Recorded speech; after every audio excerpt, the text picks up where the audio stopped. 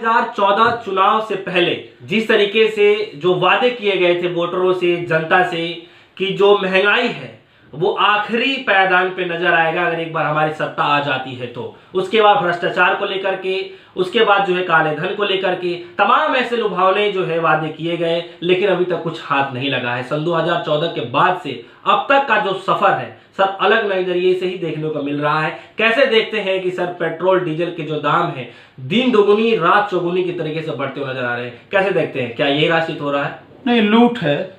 इसे तो मैं बहुत सीधा सीधा कहूँगा कि ये लूट है, और इतनी भयानक लूट, इतनी बड़ी लूट शायद ही दुनिया के किसी कोने में आपको देखने मिलेगी जो सरकार लूट रही है।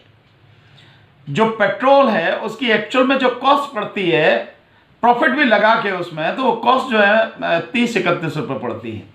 मिल रहा है 100 रुपये, और डीजल भी इसे करीब 30-31 रुपये पड़ता है। मिल रहा है डीजल 90 रुपये, उससे भी आगे पहुंच गया है, कई जगह तो 95 के लगभग भी पहुंच गया है। तो जब 100 रुपये 95 रुपये पेट्रोल और डीजल मिल रहा है और अंतर्राष्ट्रीय मार्केट में कीमतें कम हैं, अगर आप 2014 के मुकाबले कंपेयर करें तो 2014 के मुकाबले तो आज की तारीख में कीमतें बहुत कम हैं। 2013-14 में तो एक समय ऐसा था कि $145 प्रति बैरल तक पेट्रोल, इसके क्रूड ऑयल की जो है कीमतें पहुंच गई थी। उस सब के बावजूद भी यह 73-74 रुपए प्रति लीटर पेट्रोल और डीजल 40 रुपए से ज्यादा नहीं गया था। आज की तारीख में स्थिति क्या है कि करीब ऐसा है 54 या 55 या शायद $60 प्रति बैरल के लगभग है, और उसकी कीमत क्या है? उसकी कीमत है 100 रुपये, 95 रुपये, 90, इस बीच में लगातार हो रहा, और 12वें दिन से लगातार उसकी कीमत बढ़ रही। देखिए, मोदी सरकार का लूट का एक ये जबरदस्त तरीका है।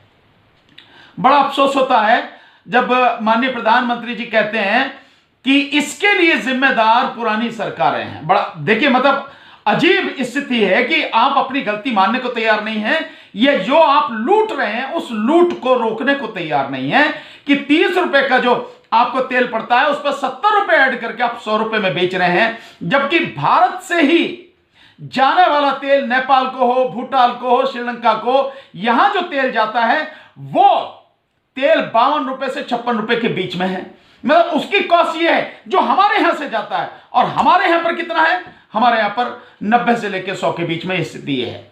और प्रधानमंत्री कहते हैं इसके लिए पिछली सरकारें जिम्मेदार हैं, और उसके लिए वो कारण बताते हैं कि पिछली सरकारों ने जो अपने देश में कच्चे तेल का उत्पादन होना चाहिए था वो नहीं किया, उसकी क्षमता नहीं बढ़ाई, ताकि हम अंतर्राष्ट्रीय मार्केट से जो इंपोर्ट करते हैं, आयात करते हैं कच्चा तेल, वो आयात में कमी आती।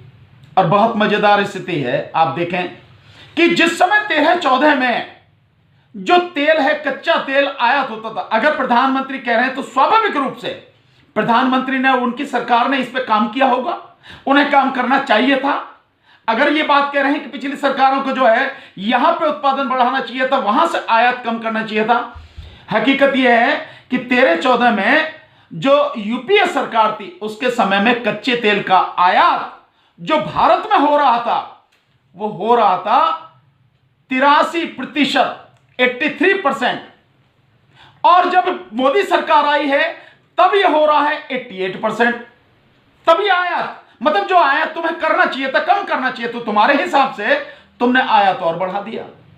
यह है मोदी सरकार की जो है बड़ी मजेदार बात। इसके अलावा जो क्रूड ऑयल है, जो क्रूड ऑयल, ये कहते हैं कि भाई नहीं, क्रूड ऑयल यह कि इसकी खपत ज्यादा बढ़ गई है पेट्रोल और डीजल की, उसके लिए क्रूड ऑयल हमें ज्यादा मंगाना पड़ता। चलो उससे भी देखो आप, तो जो क्रूड ऑयल मंगाया जाता था यहां पे, उस समय जो मंगाया जाता था यूपीए सरकार के समय में, वो मंगाया जाता था करीब 38.7 मिलियन, नहीं 33.7 मिलियन टन, और इस समय मंगाया जा रहा है 38.7 मिलियन टन, मतलब वो भी आपका बढ़ गया।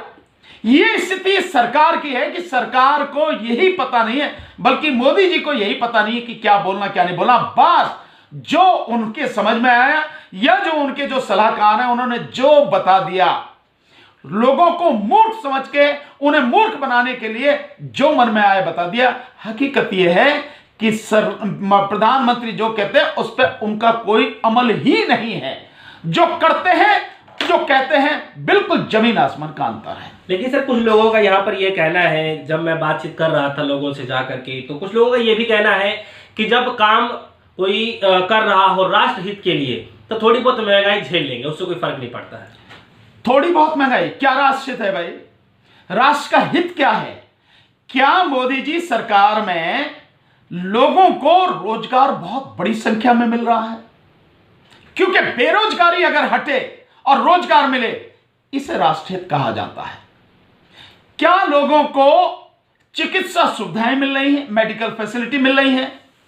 अस्पताल, सरकारी अस्पतालों की स्थिति बहुत अच्छी हो गई है, डॉक्टर्स बहुत हो गए हैं, दवाई फ्री मिल रही है, इलाज फ्री हो गया है, और प्राइवेट हॉस्पिटल्स में भी इलाज सस्ता हो गया। क्या ऐसी स्थिति है?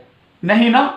इसको राष्ट्रहित की बात कहेंगे। इसके अलावा जो सार्वजनिक क्षेत्र के उपक्रम हैं, उन सार्वजनिक क्षेत्र के उपक्रमों की संख्या बढ़ गई है, उनका मुनाफा बढ़ गया है, उनकी स्थिति और बेहतर हो गई है, इसको राष्ट्रहित कहेंगे? नहीं है ना। पूरे सार्वजनिक क्षेत्र के उपक्रम तबाह कर दिए गए हैं और उन्हें लगातार अपने यारों को बेचा जा रहा है। मोदी जी अपने यारों को उन्हें बेच रहे हैं, उनको पूरी तरह से तबाह करके। जो तेल की बात है, ओएनजीसी के पास में 2013-14 में 10,000 करोड़ से ज्यादा का उनके पास कैश था। आज की तारीख में उनके पास 1,000 करोड़ से कम का कैश है। ओएनजीसी को जबरदस्ती 2 कंपनियों को खरीदने के लिए कहा गया क्योंकि हमारा डिसइन्वेस्टमेंट का प्लान है। ओएनजीसी के पास पैसा था, जबरदस्ती उससे खरीदवाया गया और स्थिति अब ओएनजीसी की खराब हो गई है।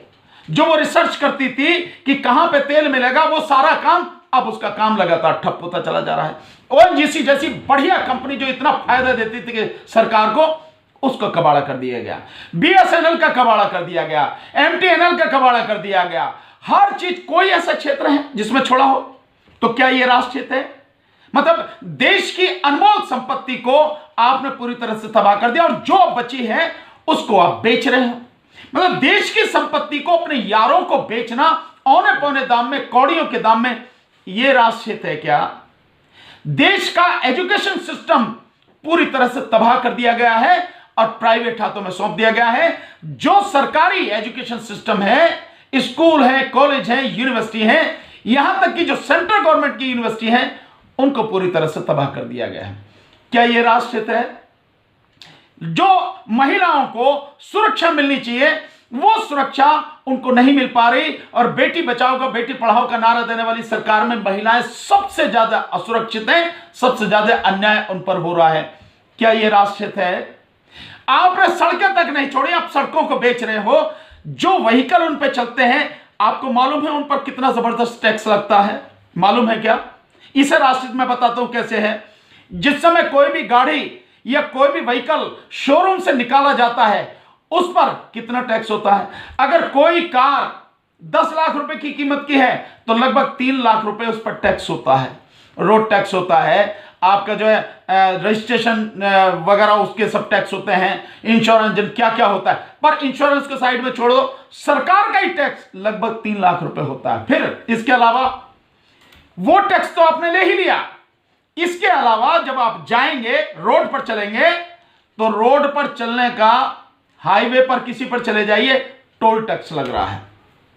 250 किलोमीटर चले जाइए, 250 किलोमीटर में आना जाना 1,000 रुपए के लगभग उसका जो है टोल टैक्स आपको देना पड़ेगा। लगभग 1.5 से 2 रुपए प्रति किलोमीटर के हिसाब से टोल टैक्स है, ये आप ले रहे हैं। साथ में धड़ाधड़ चालान किए जा रहे हैं और कल ही रिपोर्ट आई है, 250 करोड़ रुपए लोगों का चालान कर कर कमाए गए हैं। यह है धंधा बना रखा है। यह राष्ट्रहित है क्या?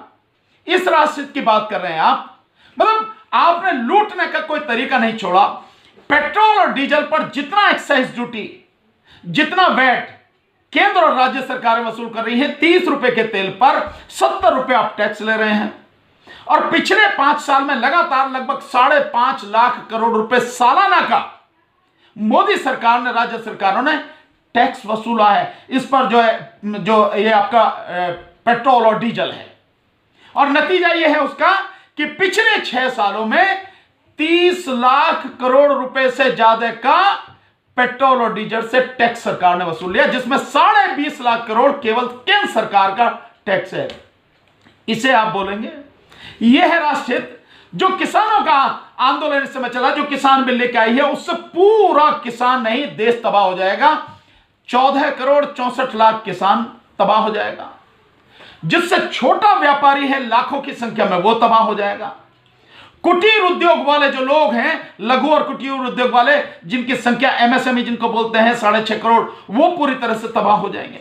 साथ में 82 करोड़ मजदूर और गरीब, जिनके लिए 2013 में नेशनल फूड सिक्योरिटी एक्ट बनाया गया था, जिसके तहत 3 रुपए किलो चावल, 2 रुपए किलो गेहूं और 1 रुपए किलो मोटा अनाज देने का वादा था, वो पूरी तरह से तबाह हो जाएंगे। ये राष्ट्रहित है क्या? ये देशहित है क्या? इसी देशहित की बात करती है ये मोदी सरकार, जो चंद उद्योगपतियों के लिए काम करती है। ये राष्ट्रहित है? पूरी महंगाई, जिस तरह से डीजल पर दाम दुगना हो गया, डीजल बढ़ता है तो सब चीज पर महंगाई बढ़ती है, महंगाई आसमान छू रही है। ये है मोदी सरकार का असली चेहरा और चाल चरित्र। लेकिन सर सवाल फिर से मेरा वही रहेगा कि जो लोग इसका दावा दे रहे हैं कि राष्ट्र हित के लिए जो है थोड़ा बहुत जो है महंगाई सहन कर लेंगे और सहन करना भी पड़ेगा, लेकिन सर मेरा सर सवाल ये है कि वो जो थोड़े मोटे फर्क जिसकी बात कर रहे हैं, क्या जो आम जो नागरिक है जिसके पास एक वक्त खाने के लिए भी खाना नहीं है, ऐसे आदमी पे किस तरीके का फर्क पड़ जाएगा? ये छोटे मोटे नहीं, आप देखिए अगर डीजल का दाम दुगना हो गया, अब बहुत सिंपल सी बात है, डीजल आज 90 के पार है। जिस समय सरकार आई थी उस समय 40 के आसपास था, तो दोगुना के लगभग हो गया। डीजल का असर आप अगर देखें केवल किसानी पर, जो किसान नीचे से हैंड पंप के उसके पंप के माध्यम से पानी निकालता है, और जो किसान ट्रैक्टर में इस्तेमाल करता है, जो किसान डीजल का पूरे देश में लगभग 28% किसान यूज करता है, उसका दाम दुगने से ज्यादा हो गया, तो क्या महंगा नहीं बढ़ेगा? और उस किसान की स्थिति क्या हो गई? यानी किसान की लागत बढ़ गई और किसान की जो उपज है उस पर उसकी लागत भी उससे मिल नहीं पा रही है। जो एमएसपी सरकार घोषित करे उससे कम पे उसे बेचना पड़ा, लागत बढ़ गई और उसकी इनकम कम हो गई, तो किसान पर असर पड़ा। दूसरा, जब डीजल पर दाम पड़ते हैं तो ट्रांसपोर्टेशन जो इन पर असर पड़ता है, इसका मतलब हर चीज की महंगाई बढ़ती है, और महंगाई जब बढ़ेगी तो आम आदमी पर असर पड़ेगा कि नहीं पड़ेगा? आम व्यक्ति पर असर पड़ेगा कि नहीं पड़ेगा? दूसरा, ऐसे समय में रोजगार पूरी तरह से खत्म हो गया, रोजगार नहीं है, यानी जिन लोगों को रोजगार था भी, उसमें भी 12,000 कोई कमाता था, आज वो 8,000 पे काम करने को तैयार है, वो भी नौकरी मिल नहीं रही है।